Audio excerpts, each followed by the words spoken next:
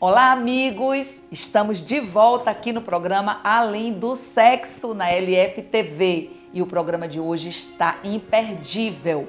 Você já sabe, né? Toda segunda-feira às 20h30 da noite, sempre com novidades incríveis. E hoje nós temos um médico urologista, Dr. Joab Carneiro, que vai dar bastante dicas pra gente. Então, fica com a gente até o final.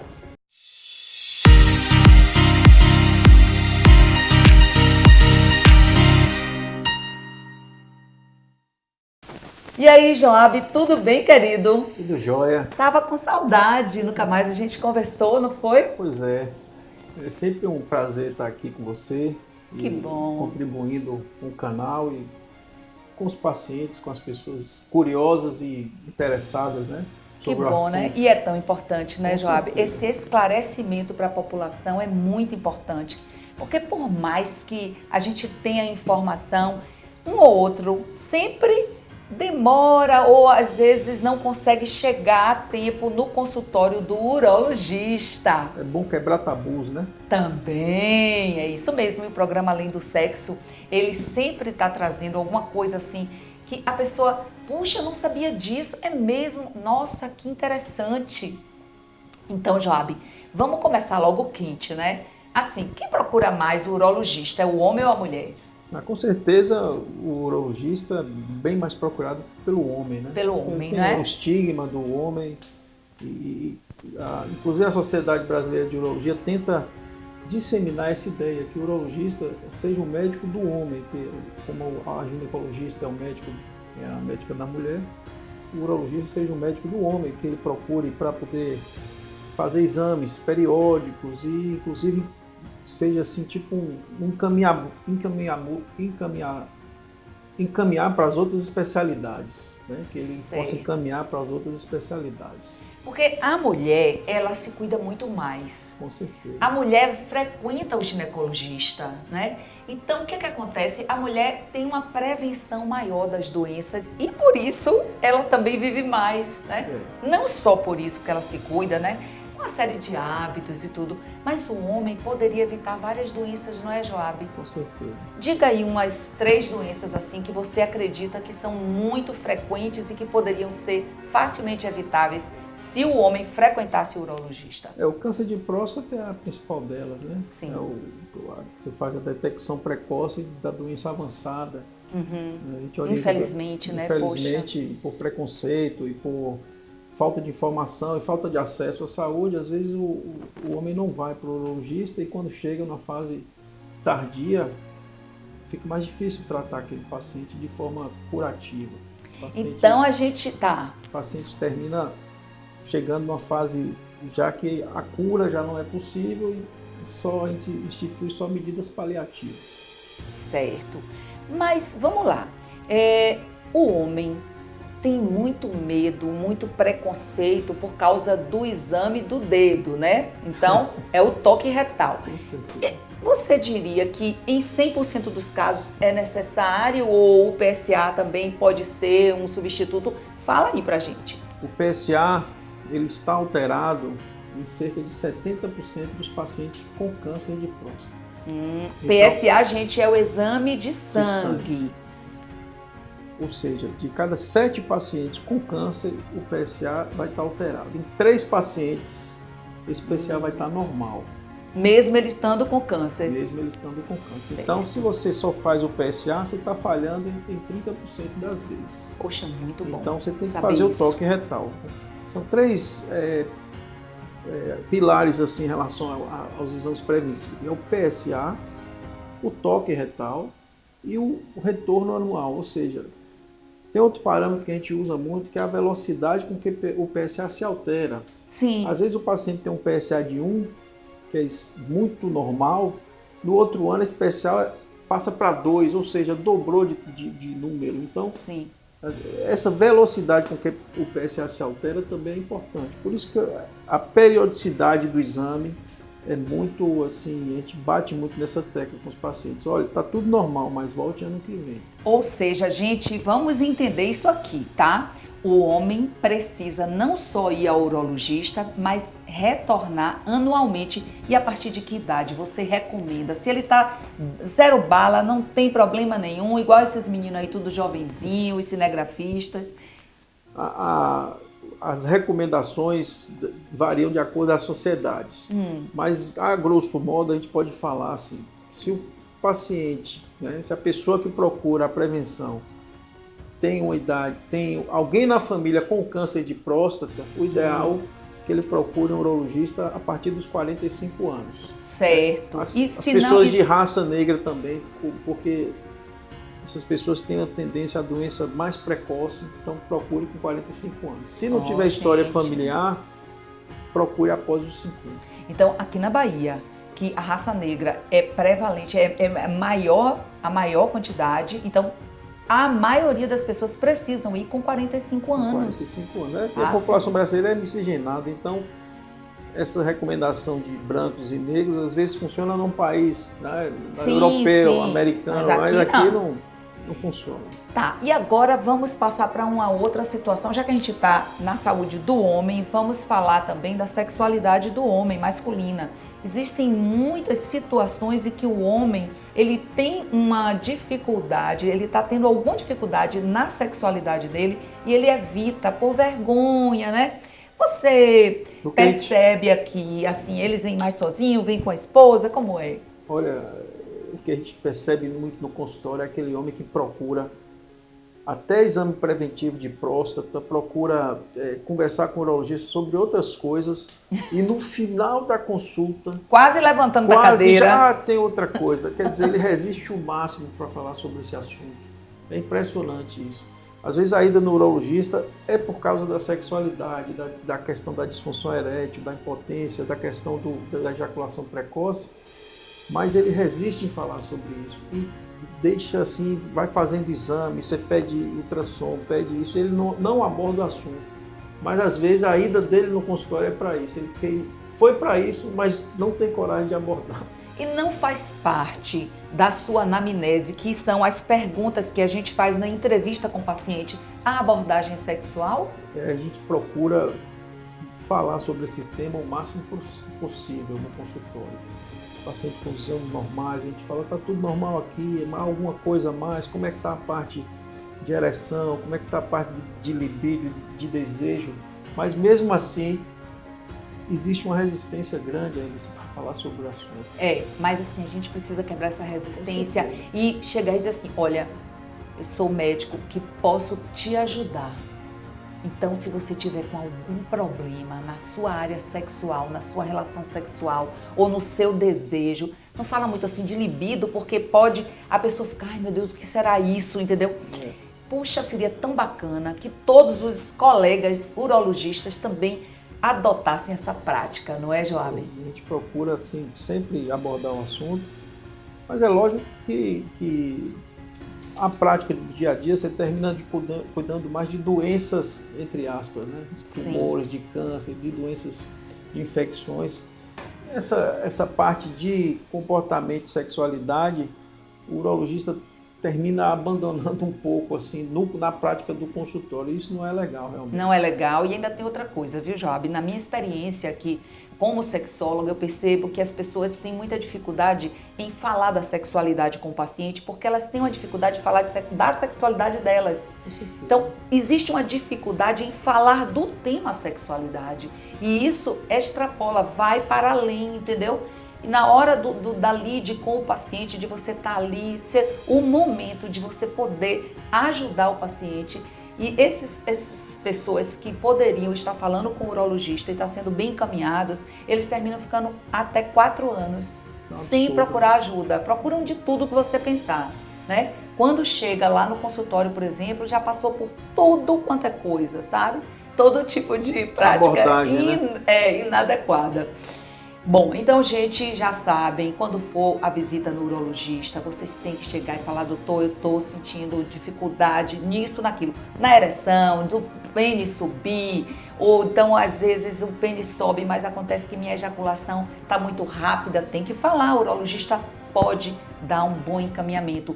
Primeiro, investigando se tem algum problema orgânico. Com certeza. E não tendo problema orgânico, dá um encaminhamento, não é, Joab? Com certeza. Existem trabalhos que mostram que só medicação pura e simples não adianta. Se você não encaminha esse paciente para uma pessoa especializada, um sexólogo, você termina, esse paciente, mesmo que melhore parcialmente ou temporariamente com a medicação, quando para de usar, a tendência é voltar. Claro, e também não dá conta de tudo a medicação, né? Não dá conta de tudo. Eu vou falar sobre vou puxar um outro tema antes da gente entrar nas mulheres, que é o excesso o uso abusivo desses tipos de PDE, que é a medicação proerétil, a medicação que ajuda o homem a ter ereção, por parte dos jovens. É o uso, entre aspas, recreativo da medicação. O uso recreativo da medicação, realidade, gente. Ele está usando uma coisa que ele não precisa, né? E isso tem um efeito, às vezes, que placebo na cabeça dos meninos. psicológico. Né? Com certeza. E causa uma dependência psicológica, Joab, preocupante. Na dependência psicológica, gente. Porque ele vai olhar aquele pênis, ele acha que está maior do que o que é, e não é que está maior, é porque está com uma rigidez excessiva por conta da medicação.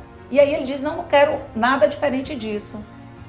Às vezes usam assim, uma maneira de ter uma recuperação da ereção, né? Ou seja, para ter vários atos, né? Para ter várias relações, penetrações, né? Ele usa, porque depois da ejaculação, ele termina tendo uma detumescência, o pênis vai diminuir mesmo e vai ficar flácido. Uma flacidez, isso, normal, natural. Com os inibidores, né? Com as medicações de ereção, isso aí realmente o tempo de latência entre uma ereção e outra diminui. Mas é um uso abusivo realmente. Agora eu vou falar uma coisa. E o perigo? Porque às vezes ele toma às vezes ele toma uma medicação, né, que é de 10 miligramas, ou então de 20 miligramas, de 50 miligramas, dependendo do tipo de medicação. Ele toma, acha que demorou de fazer efeito, ele toma outra. O que é que pode acontecer, Joab? Fala aí.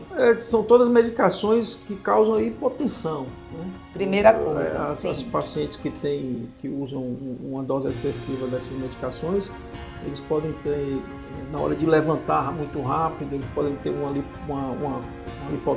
lipotímia, quer dizer, aquela visão escura e às vezes sensação até de desmaio e cair, né? É uma dose muito excessiva das medicações. Né? E sem falar que ele vai estar tomando uma medicação além da conta que não tem efeito nenhum mais. E o priapismo, tem risco? O priapismo a gente vê muito mais em medicações injetáveis, né? Que Sim. a medicação, as injeções penianas, com a papaverina, com a fentolamina, com a prostaglandina. Essas realmente são medicações que causam mais priapismo do que as medicações orais. Agora, as medicações orais causam priapismo, na maioria das vezes, aqueles pacientes que já tomam algum outro tipo de medicação. Exemplo? Medicações psiquiátricas, neurolépticas. Esses pacientes podem ter mais risco de alguma outra que precisa chamar a atenção, ter cuidado? As medicações que usam para diminuir a prolactina, né? Ou a carbegolina também, sim. Você tem um risco maior de priapismo quando você toma Gente, priapismo é quando o pênis fica em ereção e não fica flácido, ele continua em ereção, o sangue fica preso lá dentro. Isso é arriscadíssimo, pode dar necrose. Você pode ter uma disfunção erétil depois, você pode evoluir para uma fibrose peniana que dificulte as próximas ereções, né? Exatamente. Uma ereção que dure mais que 1 hora e que passe a ser dolorosa, né? A priapismo, por conceito, é uma ereção persistente por mais de 1 hora, uma ereção indesejada por mais de 1 hora, né? E que o paciente começa a ter dor na ereção. Deixa de ser prazeroso a ereção começa a sentir dor. Agora, 2 coisas rápidas. O homem, quando demora de ter uma relação sexual ou se masturbar para ter uma ejaculação, ele sente dor no testículo? Isso é fato ou mito? O que é verdade em relação a isso é se você, durante o ato sexual, prolongar muito a ejaculação, se você ficar... Demorar de ejacular, Sim. Isso realmente causa dor testicular. O que acontece? As vesículas seminais, na hora que o paciente começa a ter a relação e começa a ter o grau de excitação pronto para ejacular, vai começar a contrair um pouco.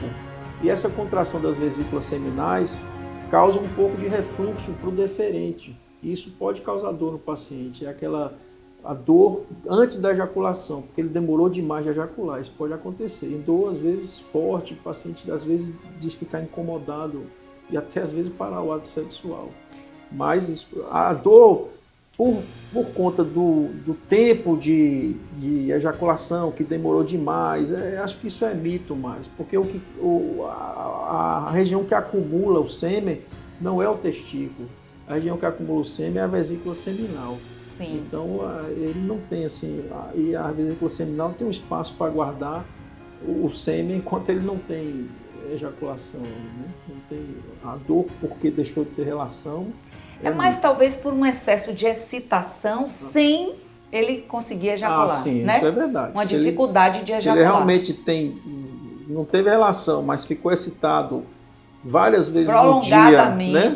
Várias vezes no dia, durante a semana, saiu com a namorada e teve, né, a excitação, mas não ejaculou, ele pode ter dor no testículo. Ok.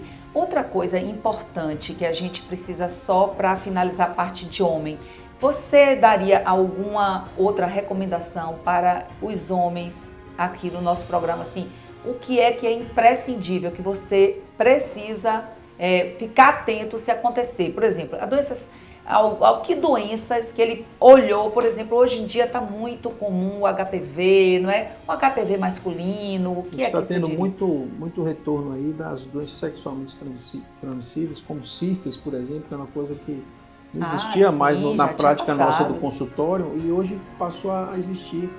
E os pacientes perderam o medo de ter relação sem preservativo. Exatamente. A geração minha, sua, a gente viu o paciente morrer de AIDS e ficou com aquela coisa, né,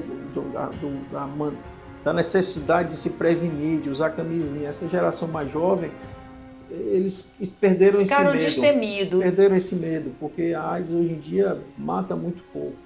Tá, mas as outras doenças estão aí, né? Assolando. Justamente. Tipo, quer dizer, deixou de usar o preservativo com medo, porque perdeu o medo da AIDS, porque teoricamente não morre mais de AIDS, né? Mas, o que acontece? Aí voltou a aparecer sífilis, gonorreia, impressionante como tem muito no consultório gonorreia. Imagina. HPV nem se fala. HPV está assolando. Porque é uma coisa que... E a detecção no homem é mais difícil do HPV, na realidade, o consenso no homem é se tratar quando tiver lesão, né? Porque na hora que apareceu a verruga, se trata. Porque, na realidade, existem os portadores sadios, né? Sim. Ele tem o vírus, ele mas não transmite, tem o transmissor, mas não tem a doença. Lesão, gente. Muitas mulheres aí estão contraindo o HPV de homens que ele transmite, mas ele não tem a verruga. O HPV é a verruga genital. Certo, Joab? Então, assim, agora pra gente finalizar, por que mulher tem tanta infecção urinária de repetição? Jogo rápido. Isso é anatômico, né? Enquanto o homem tem uma uretra longa. A uretra peniana, e praticamente tem duas válvulazinhas, dois esfíncteres que protegem ali a entrada de bactéria pelo pênis para a bexiga, a mulher tem uma uretra, na maioria das vezes, uma média de 3 centímetros. Bem curtinha. Bem curtinha. E ela desemboca ali numa região úmida e cheia de bactérias, que tem que ter bactéria na vagina, tem que ter fungo na vagina por proteção. Mas o fato da uretra ser curta, isso propicia por mudança de flora ou alteração no hábito intestinal, aumento por questão de obstipação, ou até a falta de beber água, né? A pessoa deixa a urina de fica beber muito água concentrada. E não tem aquele efeito mecânico, né? De fazer xixi, lavar as bactérias do períneo. O xixi, na hora que passa ali na uretra, funciona como um efeito mecânico de lavar mesmo a região ali. Lavar a uretra. E depois da relação sexual também a mulher fazer aquele xixi básico é bom? O que é que se orienta em relação às mulheres que têm infecção de repetição?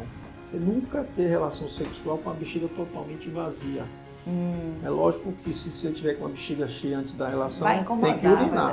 Mas se não tiver com vontade, não precisa ficar forçando para esvaziar, justamente, por exemplo. Porque o ideal é que depois da relação a mulher levante e faça o xixi.